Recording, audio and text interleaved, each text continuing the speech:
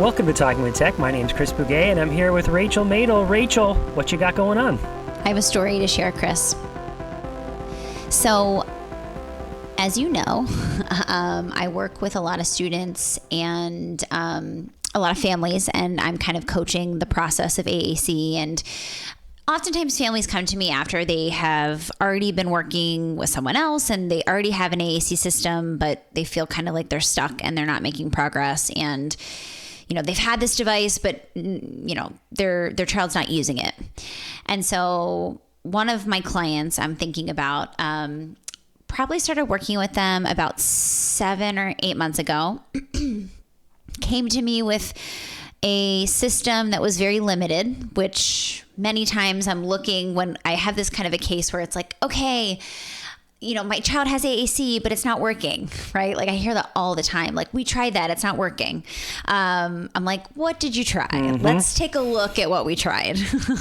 And I would say 80% of the time, I'm looking at systems that are not set up for success. Meaning, I'm looking at it thinking, yeah, I kind of get why it doesn't feel like it's working because we only have 6 words on here, or, we have like this very clunky system that's been so customized and changed from its original format that, it's very hard to navigate, and it's a scrolling homepage, or there's all these things that come up, and I'm like, So I kind of have to go through this process of kind of starting afresh, either starting with a new system because that one was very limited, or, taking the current system and just kind of changing things around so that the students that, we're working with are more likely to be successful, easier to navigate, more words, all of those things. Right. So this case that I'm working on 7 or 8 months ago, the student is 16 years old, so a teenager. And long story short, the family comes in to do a consult with me. I look at the system. I'm like, was very limited, not a lot of words, very big buttons. I'm like, what is this? Who set this up? And so I'm like, okay, I'm teaching about motor planning. I'm teaching about like design with the end in mind. Like, here's what we want, the system to eventually look like. How can we work our way back from that? And so this family in particular was very hesitant to have like a full system. When I showed them the home screen with 80 plus buttons on it, they were like, wow, this is a lot. Like, we don't think this is good. And so I'm like, okay, let's just use some masking. It's okay, everybody. And, they had their behavior team there, and, their SLP was zooming in. It was like a whole kind of group team meeting, and everybody was kind of very scared, mm-hmm. Which I totally understand, especially for this family. They've had the AAC for a long time. It's always looked kind of probably similar, right? Like, these big buttons, and, so I'm kind of saying, hey, let's switch this. Let's give more buttons. Let's give more vocabulary. Let's change the way it looks. Let's make the icons a little bit smaller so we get more real estate on the homepage, right? All of these things.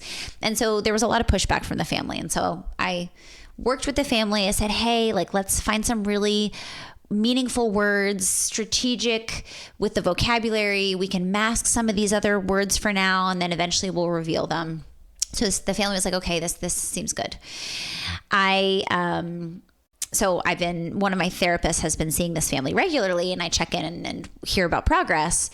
And what's been so great, Chris, is that, of course he starts using it, the new system, but they feel like he's not making progress. He's plateauing. And so I'm telling my therapist, you need to add more words. I think he has so much potential here. He's very social. He's very communicative. I'm like, I think this is the roadblock, right? The roadblock is he doesn't have enough words. I really believe that. If you don't have enough words, how do you model on it, right? Right. Exactly. And this student's very responsive to modeling. And so I'm whispering in my SLP's ear, more words, get more words. And I know it's hard because she's in a situation where there's lots of skeptics, no, too many words is not the move, right? So slowly but surely she's been adding more, and she's been working with the family. What are other routines? What's other language? She's adding phrases, she's adding social things, she's adding all these things. And I got an email I got an email from the family. This is after we've been working with them for 7 months. And the family was like, we think that he's ready for the full system. And I was like, yes, like, you guys can't see me right now, but I have my fist in the air, like, this is such a win.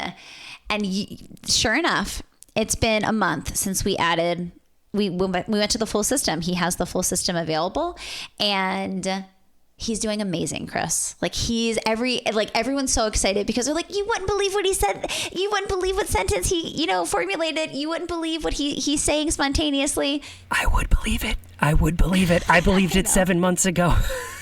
Exactly. And I was just like, wow, like, this is it's like these types of emails, these types of wins are why we do what we do. And it just like is very affirming to me. And hopefully to our listeners out there, some of our kids are roadblocked because of us. Like, they're roadblocked because we have been gatekeeping vocabulary and keeping their vocabulary small, thinking that we're helping them. But what they really needed was to have expansive vocabulary opportunities where we have opportunities to model all different types of language.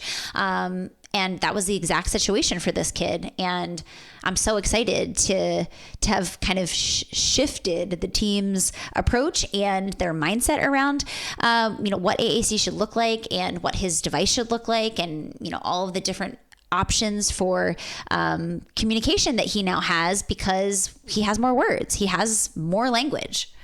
So I have a lot to say on this.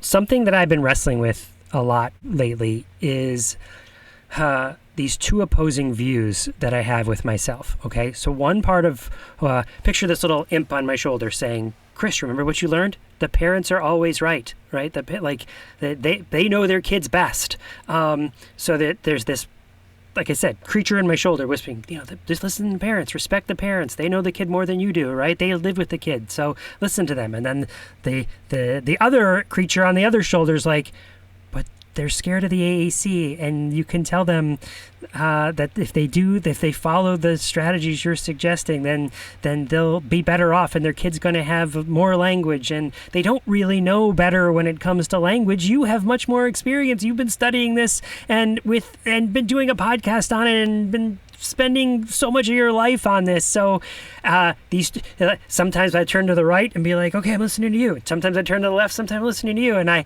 get stuck in that situation sometimes because like, come on, just do don't hold them back. Trust me. Yeah, trust me. Trust what I'm saying. You can't do any harm that way. And they just seem to have this fear around it, I am coming into that on the regular in my practice because I work, primarily with families and parents. And, one way I like to think about it is, first of all, it's really important to be good listeners when you're working with families and understanding what they want, what they think is important, and asking a lot of questions helps you understand what their mindset is around AAC. And I think that the mindset piece is always the biggest one because that tells us if there are, limiting beliefs or misconceptions or, what their fear is around AAC and underneath it all. And so I think we can ask the right questions to get to that understanding and knowing. And then what I think is really cool and fun and a challenge for me sometimes, but then it becomes, how can I simultaneously support this family and their ideas and their wishes while also planting seeds for growth and change and evolution? So I think it starts with kind of like building that trust that like, I'm here for you. I'm here. I think what you think is important. And then I can plant those seeds for change and growth and evolution. And the therapist that you're working with can water them and throw some sunshine on it. And 7 months later, when they say he's ready, what they really mean is we're ready, right? Totally. Exactly. Yeah. And that happened because you planted the seed 7 months ago and it took that long for it to germinate and to grow, right? Something else that's sort of similar to this is So you recorded that interview with Alyssa Hillary Zisk and Lily Conine, and I did not get to listen to it until it was released, right? Despite you saying, Chris, you got to listen to this, I didn't listen to it until I was in the car. And I listened to half of it, got to a school, and then did a training for some parents. So I didn't get to listen to the last part of it, the last maybe 20 minutes of it. I go in and I do this training, and what I say in the training to these parents is, here's what I want you to know about AAC right out of the gate. I want you to know it doesn't hurt, it only helps, and I want you to know that it is like learning an instrument. It takes time, it takes practice, it takes years to get good at in some cases. This is going to be hard. And it's going to be worth it. Just like anything in life that is worth doing, it takes effort and time and practice, and it's hard. It takes effort, right? And so I set them up like now we're going to roll up our sleeves and we're going to get to work, right? And they were like, okay, and I think they got it, right? And I also said to them, parents, you're not the first people to have to face this. Other people have learned to play instruments, and we can learn how to play instruments from those people. Other people have learned how to use AAC, and they've learned how to support people learning a language with AAC. And so you're not the first people to do this. We can learn from them. So let's keep asking ourselves the question, well, what did other people do that worked? Right? And so that brings me back to the conversation here with these parents is, okay, 7 months, they weren't ready. It's 7 months earlier. But I wonder, could we ask them, these are questions maybe we can ask the next set of parents, is what do you think has worked? Where do you think you can find that information? And if you ask me, I can tell you what has worked. And what people say is, give us access to more words faster. They never say, give us less words. We've never heard that once. What we should do is mask and hide the words as our first strategy. It's always give us more words. So let's start with that. And knowing that that exists out there, as that there's people who have done that, can be really empowering for people. Like, right, I'm not the first one to run a marathon. Other people have done this before. So I mix my analogies. And then one last little thing to wrap up my story here. I go back out to the car and I listen to the last 20 minutes. And what do I hear Alyssa and Lily say? Don't set it up that it's going to be easy. Tell people it's going to be hard. And I was like, I just did that. It was so reaffirming. Oh, yeah. I love that part of the episode. Highly recommend going and listening to that episode. There's so many gems of wisdom in there. And I think that we have to set up reasonable expectations with families and with educators, that it isn't easy. I feel like I say that often. I'm like, it's not easy, but it's worth it, right? I think that setting up the expectation is a really important piece. Yeah, and that there's people who've done it. You're not alone, and you're not the first. You can go to different Facebook groups and whatever your social media of choice is.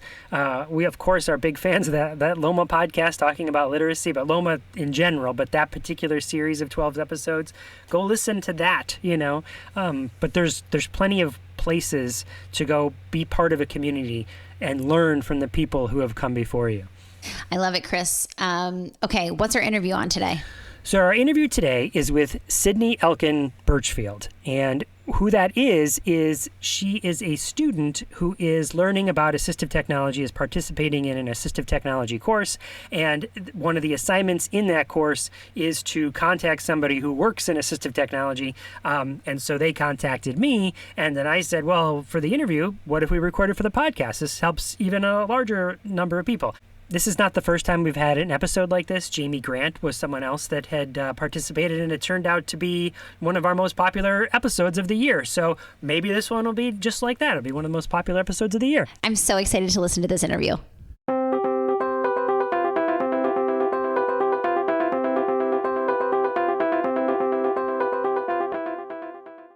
If you enjoy Talking with Tech, we could use your help in spreading the word about the podcast. Please take a moment to leave us a review on iTunes. The more positive reviews the podcast gets, the easier it becomes for others to find it. The more people who find the podcast, the more the word spreads about how to effectively consider and implement AAC. And who doesn't want that? If that sounds good to you, please take a moment and give the podcast a quick review. We'd so very much appreciate it. Now, let's get back into the episode.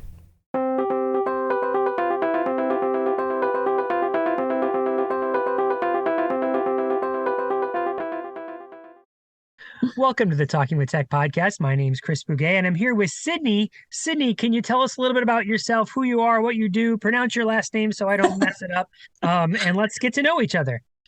Hi, thank you so much for having me. My name is Sydney Birchfield, just Birch and Field, and I'm an occupational therapy assistant in a school system. I'm also going to George Mason University in the Assistive Technology program, in the master's program. And that's how we got hooked up, right? Is that Yes, that's correct. Dr. Cindy George? Is that? Yes. I've had her for a lot of classes, so I feel like I know her really well, even though I've never met her because it's all virtual. So, Oh, where are you located? Can I ask? I'm in Virginia, so I'm not too far away from George Mason University. Oh, okay. Well, I'm in Virginia too. So, Oh, okay.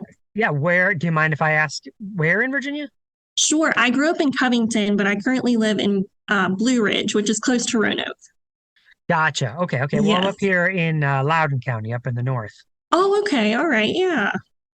All right. So, if longtime listeners of the podcast will know that about a year ago, there was a couple episodes with someone named Jamie Grant. Jamie Grant? Yeah, Jamie Grant. And it turned into a two-part episode because Jamie was in the seat you're in right now. She was participating in the same program through George Mason University, hooked up in the same way. And so if people want like a foreshadowing of what we're going to talk about today, but I think you have your own set of questions and your own unique spin, and there's stuff you want to learn. So let's dig in. Okay. Yes. So I was going to ask about you actually, if that's okay. Okay. Um, so looking at your podcast, I think I already know the answer to this, but what is your specialty in AT? Well, it's interesting. I am sort of a jack of all trades when it comes to assistive technology. But um, if I had to really answer that question with fidelity, I would say, or with sincerity, I would say there's sort of three legs. One leg would be helping people systemically build out their inclusive design practice, or their philosophies or their frameworks throughout their entire school district. I feel like that's my specialty. That's what I've written a couple books on, and that's what people ask me questions about, and that's where I spend a lot of time thinking about and researching about. So that's number one. Number two would be flipping the script from assistive technology to inclusive design. And let me just explain that, Sydney, because I know you're in the assistive technology program, right? And Right. when someone works in assistive technology for many, many years, and you get years under your belt, you start to realize this phenomenon that,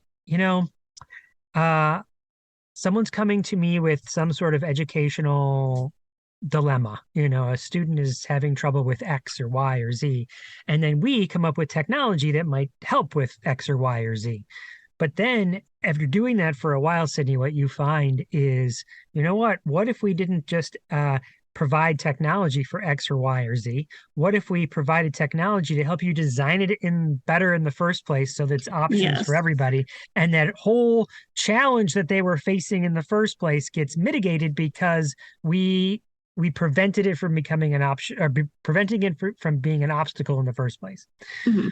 So inclusive design, I think, is assistive technology into inclusive design is my second leg. And then the third is, yes, I work with reading and writing and executive functioning. But I mean, clearly I spend a lot of minutes in augmentative and alternative communication, really language development, using that technology is, I guess, my third passion. Right. Well, it sounds like you are very integral into AT. Here's how I say that, Sydney. I've got some minutes in it, meaning, Yeah. I've put some minutes into this topic over my career. hmm Yeah. I watched one of and that's, I guess, when I first met you, your video on technology consideration and assessment for secondary students. Mhm. We watched that for one of our modules. So I kind of got introduced to you then. Gotcha. Yeah, that was like Yes. a webinar I did or something It was, yes. And it lives was out on there on YouTube. YouTube. Yeah. Yes. Miss George can find all of the resources. She's very good at that. So how did your journey in AT begin? Has it always been associated with your job, or did you find a passion for it later on? Yeah, excellent question. So years and years and years ago, my background is a speech language pathologist. First 3 years of my career was working in an elementary school as a speech language pathologist, and I sort of gravitated towards the technology. I mean, it's not like, I just had an interest in it, like. Mhm. But I would never back then, even today, call myself like a technology person. I don't know that exists. It's just Right. where do you put your minutes? And I saw some ways that spreadsheets helped me, and those sorts of productivity tools for my own getting through the day faster. Hmm. And then that extended to using technology with learners. Back in the day. All right, Sydney, you ready? I'm really going to date myself. Um, the first year that I started, we had these big clunky digital cameras, and you would take the way it would save the picture was on a 3.5 floppy, these hard floppy drives that you'd insert Okay. into the back. And they were big clunky, and you could take like, I don't know, 15 seconds video on it too, but then it would Hmm. just eat up all the memory, right? So those are like the first, but I was one of the first people using those. And then I was using old VHS tapes to when I say first people I'm using them in my district, first Hmm. speech language pathologists using them in our district.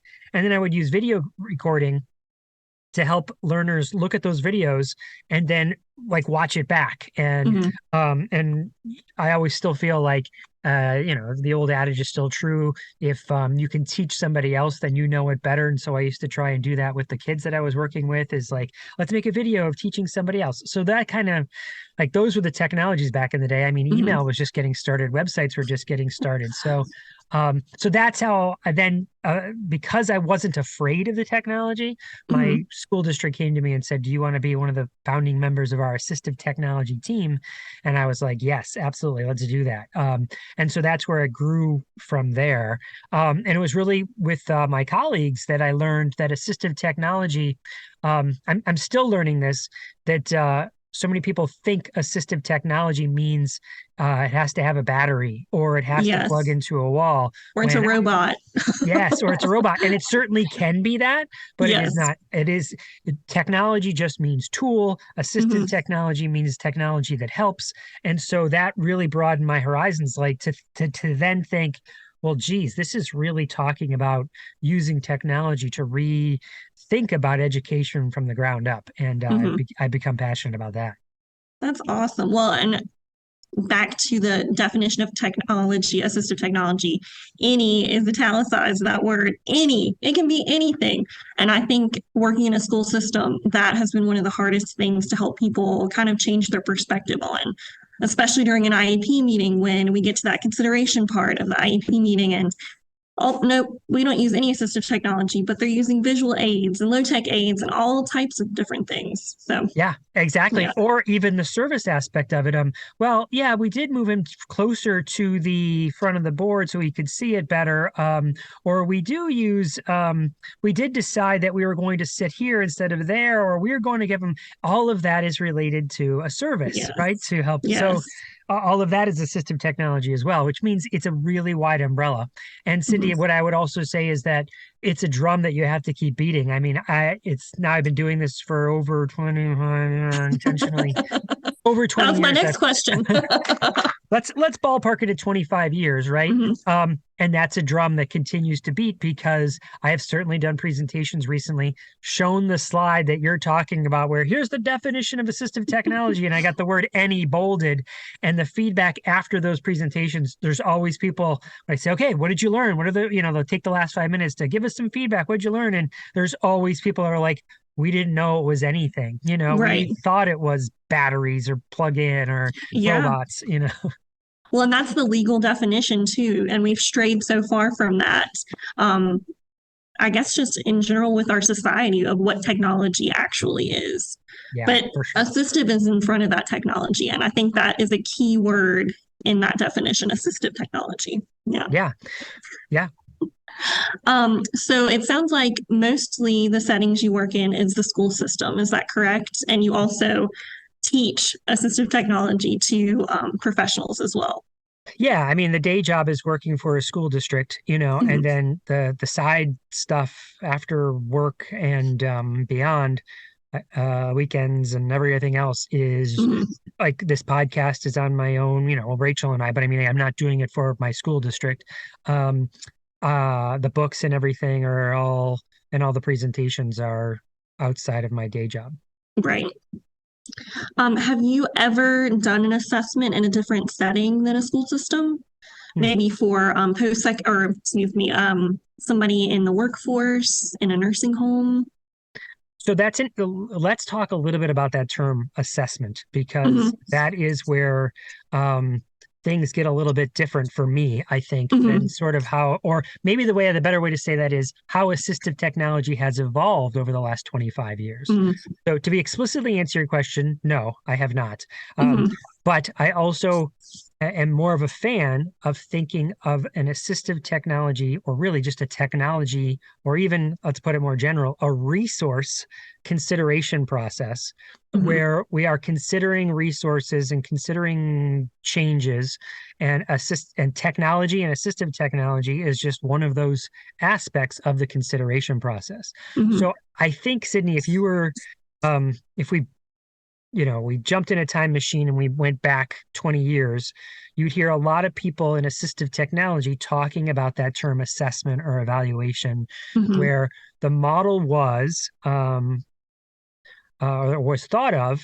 It was sort of aligned with, well, we know how to do evaluations for speech language pathology, or in your case, occupational therapy, right?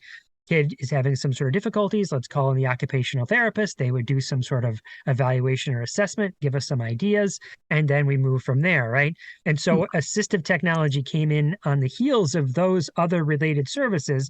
And so a lot of people said, well, let's just do the same thing. Like, let's do an assistive technology evaluation or assessment where we bring someone in, like an occupational therapist, or a speech language pathologist or someone else, to consider and look at the student and look at their environment and look at their tasks that we're asking them to do, and then come up with a formalized report that sort of suggests some options. And I got to say, Sydney, for years I did those, and we Hmm. helped a lot of kids. I don't want to say we didn't, but as the years went on, we realized that a lot of a lot of those were the same. We're providing the same strategies, same ideas. Man, is it a waste of time to go out, make suggestions, write it all up in a report?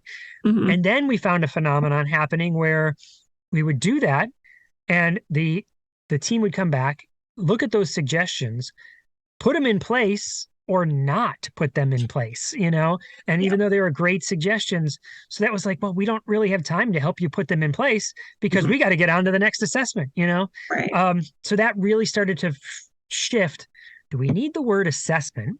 Do we Hmm. need the word evaluation? Or do what we really mean is to help you, the team that's working with the individual learner, consider the options, and those consideration would include technology, but it would also include, so it would include tools, but it would also include maybe looking at different tasks and maybe Hmm. redesigning the environment. Like, there are adjustments we could make there. So now the way I think of it is no longer this sort of expert model where you call up a Chris Bugaj and he's got some minutes behind this and he'll come in and he'll tell you what to do that nobody actually does, or very few people actually do. It's Hmm. now we call in a Chris Bugaj or a Sydney Birchfield, and Sydney guide us by Hmm. asking us questions about what we should be considering. So the next time we have the next kid, we can ask those same questions and we can get better at this process of considering the needs. And that's a big shift. And we're still Kind of working through teaching it. a man to fish a little bit. Yeah, absolutely. Absolutely. Um, Yeah. yeah, I think. And so that's why I know from a year ago when Jamie and I had the same conversation that you are Hmm. having, that there's this sort of questioning about the assessment process. So, in the upcoming questions that you likely have, I'm going to keep bringing it back to that assessments have moved to consideration, and assistive technology service has moved to more coaching people through. Yes. that consideration process with a little bit of, sometimes it's just like, do you mind if I tell you something? You need word prediction. Hmm. That's what's missing. You don't need a Big Mac for AAC. You need this more robust thing. Like occasionally it's a jump in and just tell you what to Right. do. Right. Well, and I think with assessment, most of the time it's associated with an IEP or some formal documentation.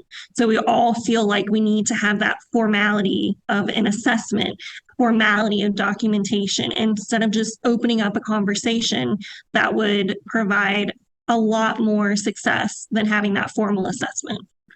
Yeah, well, I think a lot of that, depending on where you are, but Hmm. um, has sort of drifted away, and people have sort of embraced this consideration model. The where it's sort of what tying it to what you just said about IEPs is that where I see it happen sometimes in my experience out in the world is Hmm. with advocates. So as a family, I've hired an advocate to help us navigate through this process. That means I'm paying somebody for a service. Those people then need to make it seem like they've provided a service. So, hey, without me, you wouldn't have got this evaluation. Now I've come to the table and said, I need this evaluation. Look what I got for you. I got you an evaluation.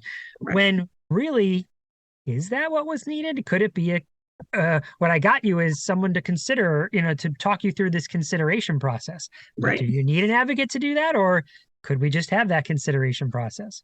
That, and one other thing, Sydney, I'll say is I don't know any place that's done it yet, Hmm. but there is no definition of what that assessment process needs to look like in a um, so when someone does request an assistive technology evaluation, Hmm. there isn't a hard, fast legal rule that I know of, well, that means within 60 days you do blah, blah, blah, and the structure and the format means blah, blah, blah. So Right. so it could be, I don't know any place that's doing this yet, but I would love to see someone do this. Say, okay, when someone requests an assistive technology evaluation, what that means is we pull all the stakeholders together, including you parents, and we go through this consideration process where I asked you a bunch of questions. We together land on some things we'd like to try first, and then we provide a little bit of a write up that summarizes that conversation. Hmm. And then when people go, "Oh, where's the evaluation?" Yeah, we just did it. That's what that was, right? That's what we evaluated the situation, we assessed the situation, and then we came up with the needle moved, and we decided we wanted to try some things. And that's what it is. That's how when someone writes that in, that's our process for how that looks. I Hmm. would love for that to be the next step in the evolution. I would like that too. As someone from a smaller school, we worked with TTAC, Virginia Tech at TTAC, and they've helped us form an AT team. But prior to that, a teacher would just see the OT or OTA out in the hallway and say, you know what, I have this student. And it was all very informal. And we would provide a suggestion. But now looking at the scope of trying to make it formal and being an assessment, it really does limit you. And I think sometimes it acts as a barrier of, oh my goodness, we have to do this long assessment. It's going to take so long instead of actually just providing assistance to the Mhm. student. Well, Sydney, in the optimal world, so again, listening to the podcast or when you're doing this for a course, what we'd really love to see happen is that at least quarterly, but maybe more frequently, educators looking at the data they're collecting on the goals that working on and going, yeah, everything's going swimmingly. Like, hey, look, the Mhm. progress is being made. We're good. Or oh, there's a hiccup here. There's some sort of barrier, some sort of obstacle. Let me go to somebody and chat with them about it. Now, educators, like you just said, that happens all the time informally, Mhm. but then just a small little documentations. So then what happens is when the IEP rolls around and someone goes, hey, I'm thinking make like an assisted technology evaluation. But wait a second, we already had that conversation. Mhm. You see why we have this, why we're suggesting this accommodation on the IEP? That's because I already met with Miss Birchfield. She already gave me suggestions, and I am already integrating them into the document. Oh, wow. Mhm. Now we look like we've care, like and we do care, but it shows that we care. We're Mhm. being proactive, not reactive. We're we look like rock stars. Do you know what I mean? And the kids get those suggestions faster. We're not waiting for anything. Yes, and you're not having to, not that we don't do trials in the consideration process, but again, going back to that formality, you have to do this for 2 weeks, even if it's not working, and I have to get data on it to show that it's not working. That takes time. Well, Sydney, let's talk about that word trials. Right? So, once upon a time, a colleague of mine, Judy Schoonover, she wrote it in a word, and I've never stopped thinking about it this way. When we think of the word trials, we spell it like this: TRYALS. Okay, and the why we say that is, imagine having this consideration discussion where you've got all the stakeholders in place, and you go, "We think we'd like to try X," right? Well. And maybe it's not just one thing, maybe it's multiple things. Maybe that's a tool, or maybe it's adjustments to the environment. Like I said, maybe there's a number of suggestions. What then happens next is you're going to try it, right? And then see how things adjust. I'm not a big fan of the word trial in the TRIAL, because it sort of conjures a picture of a scientific trial but in a scientific trial, the scientists are trying to control for all the variables and make one little adjustment and then collect data to see if that one little adjustment happened. While working with humans in an educational setting, it is impossible to control all the variables. You don't know everything that's happening at home. You don't know everything that's happening with their family. You don't know about their diet. You don't know what the media they're consuming. You don't know who their extended family are. You don't know how the moon phases might be. I was going to say, is it a full moon? Yeah, there's a billion things that you can't control for. So what we can do, though, is say we would like to try something, and then just see. You don't even know, most cases, you don't even know if that's the thing that actually worked. You just know that the data shows that it is improved. Do you know? But it might be a complex mechanism of lots of factors. You're not just going to put, and even if it was just, let's say you came up with 3 suggestions through this consideration process of things you want to try, would it be ethical to say, well, which one do we want to try first, because we only want to collect data on this one thing?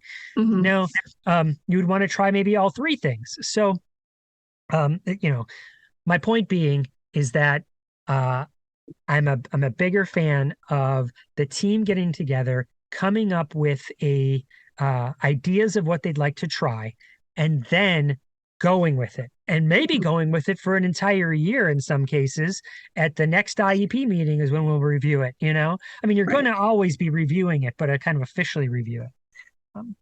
I like that. I was just thinking today, as part of my OT workload this week, it's report card time. So I'm doing more documentation than I am seeing my students. I'm spending more time on documentation, more time on getting data, and I'm not seeing my students as much as that. And that, to me, is wrong. It is completely wrong. So with you putting assessment in this, or framing it in a consideration process, and just as a conversation, communication, it takes that time piece away that we don't have time in the school system anyways. So presenting it in this way is a lot more appealing. Yeah. I totally agree. And I think that's what people who have been using this have seen as well. It's not a new concept. It's just there's still, like I said, it went from 20 years ago, tons of assessments, little bitty time doing these sort of consideration discussions, and now it's a lot more consideration discussions, and these, like I said, advocates still maybe pushing an old school evaluation model.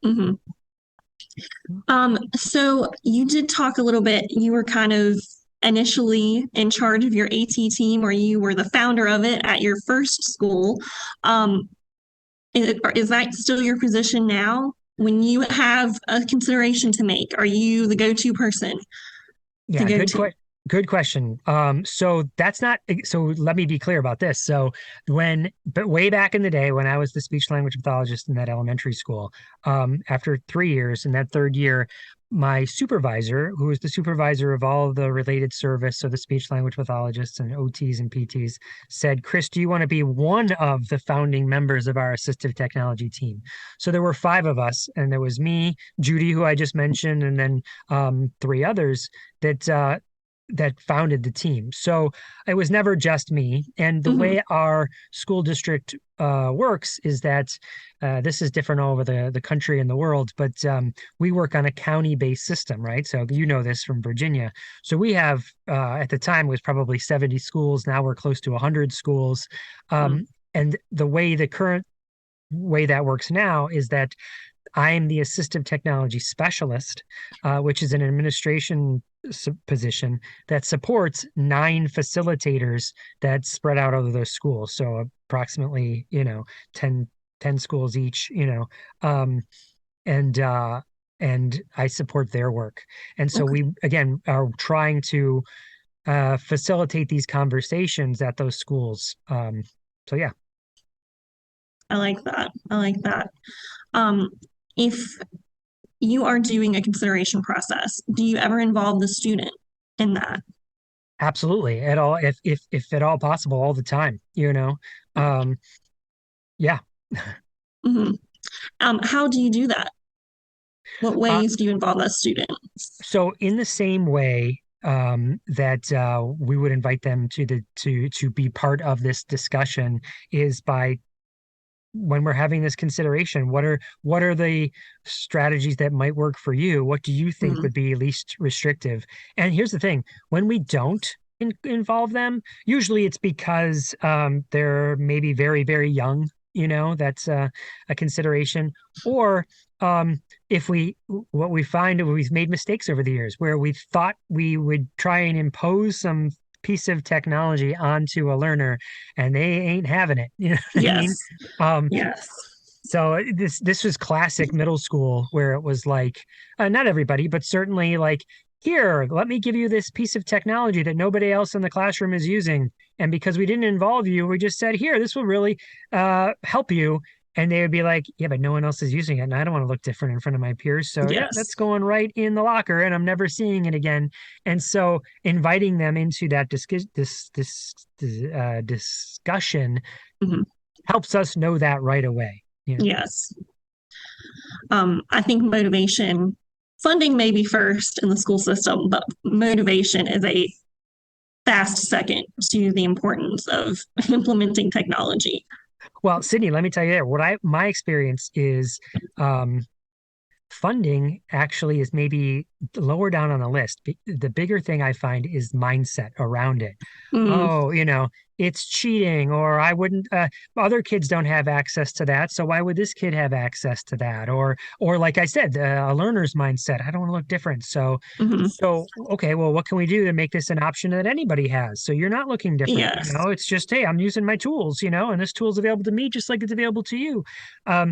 The funding comes, reason I think that comes a little bit lower down on the list is because once we have the mindset, now there's lots of places that we can go, oh, there's grants and there's PTOs and there's donors choose and there's taxpayer dollars that we can ask our supervisor for budget items too. But the money's out there once you realize that's what you need. Do you know what I'm saying? It's getting around. That's what you need first. That seems like the bigger barrier. Well, and to be honest, I think since assistive technology has become more mainstream, there are a lot of free options out there that you don't need to, fund. Voice typing on Google Docs, you don't have to, that's free. Everybody can use that. I do think a barrier we have come into or come across is with the SOLs. And I'm assuming you guys do the SOLs since you're in Virginia. Sydney, let's just talk real quick. Standards of learning. It's like standardized assessments in Virginia. Yes. I have come across some red tape. If I have something adapted that I need to get approved for the student to use, it has to be in their IEP that they can use it. They have to be using it all year leading up to the SOL. So I think that's a huge part of consideration with AT in the school system. It is, and it isn't. Let me Hmm. explain that. There'll be some teachers that will take that and twist what you just said there, Sydney, Hmm. going, well, because they can't do it on that standardized test at the end of the year, then therefore I don't want to have it for instruction throughout the Yes. year. I've heard And that almost almost verbatim in a meeting. verbatim, right? And the question that I would ask back to that same educator is, does that mean you don't use flashcards? Does that mean you don't let them take notes? Does that mean that you don't use an interactive whiteboard? Because they won't have that either. Do you know what I mean? So does that mean they're not allowed to stand? You know what I mean? Like there's all sorts of other you use technology and you use strategies all year Hmm. long to prepare them for their learning. The Right. test is just a one-time thing, so that's a strategy I think that we can use to Hmm. say this helps them learn so they'll do better on the test, even if they can't Yes. have access to it on the test. Now Right. that's one answer. But the second answer, Sydney, is the rogue in me that wants to really. We're doing a podcast here, right? So here it is. Schools shut down during the pandemic. Do you remember that? I don't know where you were in I March. was here. Okay, This right? that's actually what got me into assistive technology is COVID. Okay, I want to hear that story, but let me just go. So schools shut down all over the country, right? What's the Hmm. first thing we punt? Because it was March. All these assessments are coming up in May. SOLs. Boom, standardized testing. Don't need it. Why did we ever bring it back? If we could get rid of it that easily, then why do we need it? The better answer is in the same way that I said earlier. Well, here's this technology that can help you do this task. But let me ask you, why are we making them do this task? Here's this technology that'll give you a more equal, equitable experience on the test. Why are we making you take the test? Is there not different ways? Look at you clapping, right? Yes, Hmm. educators rejoice when I say that. But aren't there better ways we could assess your knowledge and you could demonstrate your knowledge? And certainly technology can help that way. There's Yes. so many things already built into technology that you're already using or already available that you could use to analyze somebody's writing, analyze somebody's reading, analyze that without taking some sort of weird, uh, um, inauthentic assessment at the end of it. Yes. Well, and our whole goal from that assessment is to see what the students learn or are learning, what their knowledge base is. We Yeah. can find that out in many different ways instead of putting a standardized or of learning test on it. Yeah. Another quick analogy there, Sydney, because you had mentioned bringing the learners into the discussion process. A Hmm. great analogy there that most learners understand are video games. This is not anything foreign to someone who plays video games, meaning let's just take a simple game like a football game, like Madden or something, right? You play this game. At the end of the game, it gives you feedback and statistics, how many passes you threw, how many interceptions you have, or just take a real game. Someone's collecting that data and then you're reflecting on, okay, when my feet go this way, I throw more interceptions. When I keep running this play and it's not working, what if I ran a different play? Learners analyze their statistics from the video game to adjust their performance. That's not any different than we're talking about for reading, writing, language, any other skill we're asking them to do. Learners already know how to do this in many cases. It's us that still have this foreign test that you have to take. So there's some other probably political and financial reasons. I always say, Sydney, follow the money. Oh, You know what yeah. I mean? Yes. But that's something I think we could be looking at as a society that we could change. That can be a whole other podcast. True, for sure. Let me climb off that soapbox. Let me get back to what you said, though, Sydney, because I'm curious. Before you move on to the next question, Hmm. you said COVID got you into assistive technology. Tell us more. What did? It did. So I'm an OT, and when the world shut down, we went virtual, completely virtual. I had never seen a student virtually. So everything, and OT is very tactile. So everything that I was doing, I had to form it in a virtual setting. So I expanded with Google Jamboards, and I was trying to listen to all the past tech podcasts that I could to find some strategies. I was using a document camera for the first time. I was sharing my screen for the first time. So, going with that, I saw how much of an equalizer technology was because I had such a worry for most of my students going virtual because I have trouble sometimes communicating with them one on one in person. And to put a screen in front of them, I was just so worried. But with all the things that assistive technology can offer, we made it work. And it was fine. It was very successful. Honestly, I had some better virtual sessions than I ever had in person. Um, so that is really what sparked my interest into AT. Sydney, I hear that all over the place. What you're that story that you just shared is like, yeah, there were some aspects that were really good. Mm-hmm. Like you said, what I just heard you, just let me just summarize. Your tech skills went up. The people that you work with, tech skills went up. Yes. The students' tech skills went up. You had some fun exchanges because you were using technology that wasn't the same old humdrum, boring thing. Go to school every day, and I'm already falling asleep telling you Google about it. Docs, yes. Yeah, right. Yeah. But here's some new things that we haven't tried before. And now my brain's in trying to figure it out. And so I'm engaged in trying to solve this puzzle of how, and the puzzle being, how does this technology work, right? And so those are some definite benefits to using that technology. I fear, Sydney, that since we've been back in person learning that I've seen it. I've seen the slide back into, Yes. yeah, we're all, here's this paper-based worksheet that we're. Yes. Well, and to that, I had some wonderful strategies, virtual timers on the Chromebook. We have a one-to-one technology initiative at the school. So all the students have Chromebooks. So a lot of the strategies I was implementing virtually, I could do it when they got to school. They were motivated to use it. They had their Chromebook in their hands immediately, but it's not what we're used to. So it took a long time to get that transition to Yeah. make it. Yeah.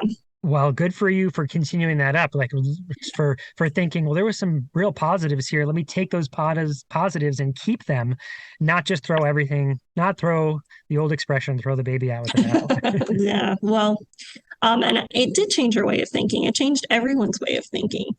And Mhm. technology, I believe, it opens our perspective up so much more. It opens so many doors, it opens so many opportunities, and it makes us think differently. I And agree. it, yeah. If you use it rightly, if you use it Yes, correctly, if we yeah, use it correctly. yeah. And I mean, it has the principles of universal design, inclusivity already there at our fingertips. We don't have Yes. to change anything. We don't have to put more work in. It's there. We just have to learn about it. Just have to invite it in and Yes. have open mind and understand that if I had the right mindset or shift mindset to adopt that mindset, Mm-hmm. that it can be done, and that it can be used to redesign the educational experience, then man, it's benefit for you, benefit for the learners. It's just the sweet spot. It is. Um, I know we talked a little bit about TTAC, and I know they have a lending library. Do you have any other resources that you seek out to borrow or to trial, TRY, to try, like mid and low or mid and high tech assistive technology, just to see if it is a fit for the student? Yeah, in our neck of the woods, we're fortunate that we usually have the resources that we need to. So Right. um, we generally don't even take advantage of the TTAC lending library. We could, maybe that's something, a resource, but over the years we just said let's build this and use them as a resource if we can't find something or if we are struggling with something. Um, Right. so that's one, but every state has a tech act. So the TTAC is here in Virginia, but across the country, if Sydney, you decide to move and go someplace, just know that there's always something like this. Everyone in the United States Right. has a state agency they can go to look for resources like that. And Mm-hmm. then besides like the low tech and high tech, what I think is more again, with the idea that the mindset and learning is more important than the technology Mm-hmm. helps you. What's something that I would really embrace is building your professional learning network. Now having been around the block for a couple of years, I feel really fortunate to be part of this. I think the 9 facilitators and the people I work with in my local school district as my immediate family, and then I have the entire country and world beyond that as my extended family. Mm-hmm. And you will not find a more inclusive, welcoming community than people that work in inclusive design and Hmm. assistive technology. So there's where I would spend my minutes, is because then they'll put you in touch with places that have resources. Oh, well, have you tried this, or have you tried this person, or have you? I know somebody that works at that university that can get you so and so. Those sorts of connections far outweigh one single resource. And I always have trouble thinking of a person as a resource. But being at the program at George Mason, that is one of the most beneficial things, other than the vast knowledge that I'm learning, is that team that you are creating with the students. I mean, there's a student in California, a student in Utah, so that I would have never met otherwise or sought out. So Yeah. just, And then yeah. you become Facebook friends or Instagram, and then you keep up, and then, months might go by, but then you see something they post and you chat with it. Or like I said, inviting people to become some of the participate in the communities that already exist. Hmm. I don't know if you're on Twitter, but there's Twitter chat every Wednesday night at 8 p.m. Eastern. Oh, okay. Half an hour where people ask assistive technology related questions. There's a Discord community that's starting up, a couple of different Discord communities, but one that's for the AT chat community. There's an AAC one. And so there's just so many resources out there that you can become part of. Hmm. That is was actually one of my questions. If you come in contact with support staff or clients who don't really know what assistive technology is, what is your like go-to resource that you start them out with? Oh, that's a good question. Give me a story. Like, give me for instance. I need more specific. Okay. Um, let's see. Let's say there was a new mom. She has a child in early intervention. He has some fine motor difficulties, and he is starting to use an AAC device. They have no knowledge of any of this assistive technology. Well, I mean, the first thing I think is really easy thing to say is listen to the podcast. Well, yes, But I that might be biased there, Sydney. It's a free resource that you can listen to every week. I would give on more. Spotify. Yes, on I found Spotify. it on Spotify. um, and in that particular parent, I might give them some specific ones to listen to because we've been doing it for many years now. So it's like, what? 5 years of content? How do I get to what really? Here, listen to Right. these two or three while you're driving around. Chances are, as a parent, you're driving around someplace. You can have it on the background while you're doing anything else. So you don't need to invest time solely going to watch a YouTube video or looking up or Yes. joining a community, or it's just download the episode and listen to it as you're doing other stuff. Could Hmm. be low hanging fruit. But then the second thing that is that I would say is there is likely somebody in your neck of the woods that is working in this capacity. Maybe officially, they have, like in our neck of the woods, we have 9 facilitators plus me that this is our job. But I would go to whoever your case manager is and say, hey, I've been wondering about blah, blah, blah. What's that process look like here? Oh, yeah, we got somebody we can collaborate with, or Hmm. let's talk about it together. I think that's uh, the human resources are the people that I would go to first, not like the Yes. human resource department, but you know what I mean? I'd be looking towards humans rather than Right. some sort of library of stuff. Oh, Now, yes. for professionals, I have to give a shout out to, like, I'm sure Cindy George has mentioned this to you, but there's something called the Quiet Listserv. Is that ringing any bells? Yes, it Yeah. is. Hmm. That is a long-standing, probably the longest standing community of people that work in assistive technology. And essentially, you write a question and it shows up in everybody's email. Hmm. So I have that filtered, and maybe once a day or every other day, I go over and I see all the people that have posted something to the Quiet Listserv, and then you can see responses to that question. And so it's like a Facebook chat, but it's Hmm. done through email. And then I go and respond when I can respond, or read when I want to read, or if I have a question, I can post it out there. And so that would be another place that I would say, and they keep all the archives of everything. So you can go back and search Right. everything if you want. So that is sort of the go-to repository, I would say, is the Quiet Listserv. Hmm.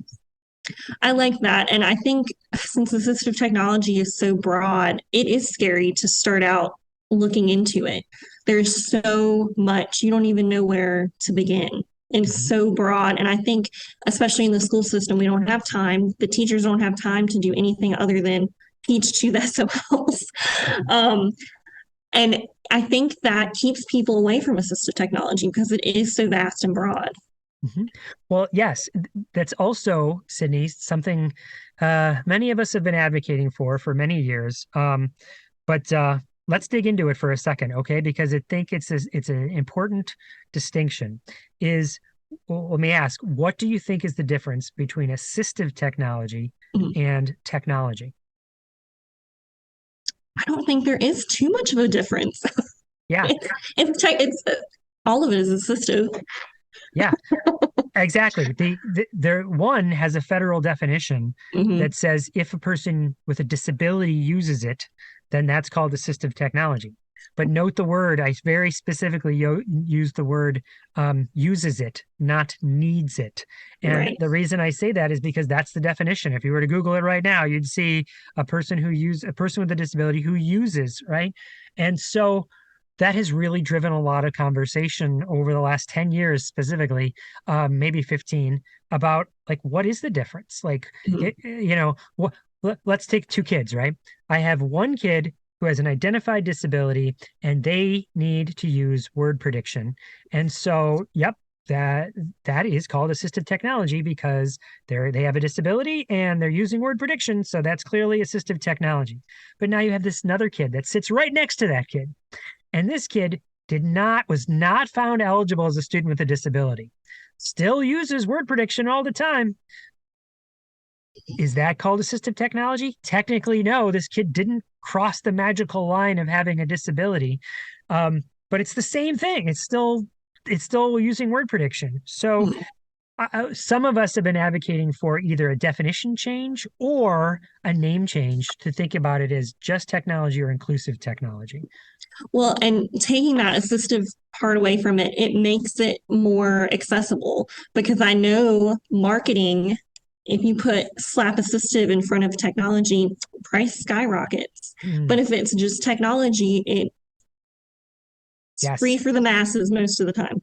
Well, and so again, let's bring that back. You said price, and I'll say mindset, right? How many general ed teachers will be like, "Whoa, that's an assistive tech." I hear the word assistive technology. I have associated in my brain special education because I learned that back in my grad school days that assistive technology. Oh, and we talk about assistive technology at the IEP meetings, so that they are linked in my brain. But what if I just said, "What's some technology that you could use to help this learner?" Now it's different, and then it's what's some technology you can use to redesign the experience so anyone can participate in it. Now it's different. You don't think of it as assistive and you don't think of it as tied specifically to people with disabilities.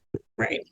Well, that goes back to what you were talking about in the beginning with inclusive design, having somebody who needs to use technology at the start of the innovation of technology, of what it's creating. So we can think about all the things that we need instead of thinking of that person after the technology has been created. Yes, exactly. I would say, Sydney, too, there's probably some disability advocates over the years that have done amazing work to make the world, force the world into being more inclusive or just more accessible. Let's put it that way. And so I could hear some of the people listening to this podcast or experiencing this podcast going, yeah, but we need that distinction because there's people out there that will deny us then if we don't make it that distinction. So I feel like we're not quite there yet. We're getting there, Yes, and I think that's an important conversation to have, but I don't think it takes priority over other things going on. For instance, the SOLs. That is going to be coming first before an AT conversation, unfortunately. Yeah. All right. What other questions do you have for me? You answered all of my questions and more. Well, Sydney, let me wrap up then with a question for you. So you graduate from George Mason University, right? You're going to have your master's degree? I will, yes. It's a master's in education, technically, in instruction and curriculum with a concentration in assistive technology. That's the important part. What comes next? I want to work in a school system. I have always wanted to work in a school system.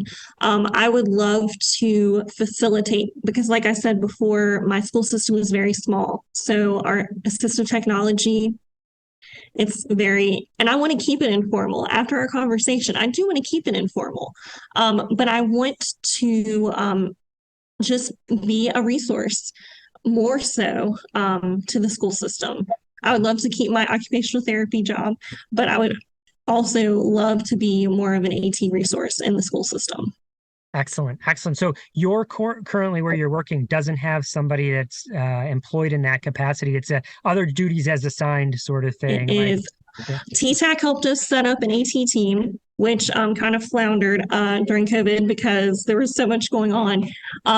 But that's pretty much it. And OT, I mean, under the umbrella of OT, AT is very connected. So it just kind of organically meshed well together. Yeah, because Judy, who now I've mentioned for three times on the podcast now, was an occupational therapist or is an occupational therapist. Yes. And one of the founding members of the team, right? So I agree, completely intimately linked. Just if it gives you any peace of mind or solace, what you just said about a TTAC helping your school district come up with an assistive technology team and then it's sort of dissolving, that is not uncommon. Like I've worked with states all over the country where teams have attempted to be formed and then they dissolve over time, usually because it's on the backs of 2 or 3 people who are really invested in this and then they move, or they get a different job, right? Is that what happened here? People moved on to different... Yes, our AT team has been like an amoeba. It has formed into many different things. And sometimes, not in my case, but sometimes that job is forced upon some people and they might not be passionate about it, but it's somebody's checking off a box. Oh, we have an AT team, check. When that person's not really interested in it, Yeah. Well, advice there, if you are, well, because no reason to wait. You could be working on that kind of stuff right now in your current role, and just asking the right people the right questions, Yes. Something that we've been toying with is the idea of keeping the documents or the records of the team in some sort of place that oftentimes a lot of stuff like this, when you have these conversations and let's open up a Google Doc and keep our notes in it and stuff, that lives in one person's Google Drive. And then when that person leaves, that's, well, where was that stuff? And the whole legacy conversations, the just sort of disappear and the history disappears. And I think doing that in a place that is a little bit easier to access, like a Google site, for instance, right? And now other people can access that Google site, or they find it, or thinking of some place that what's a record we can keep so that it becomes more systemically thought of. Those are the questions we'd have to ask. How do we make sure this doesn't disappear if, you and your family decide to have a baby and you then don't come back, or you and your family decide to move to Alaska and you don't come back?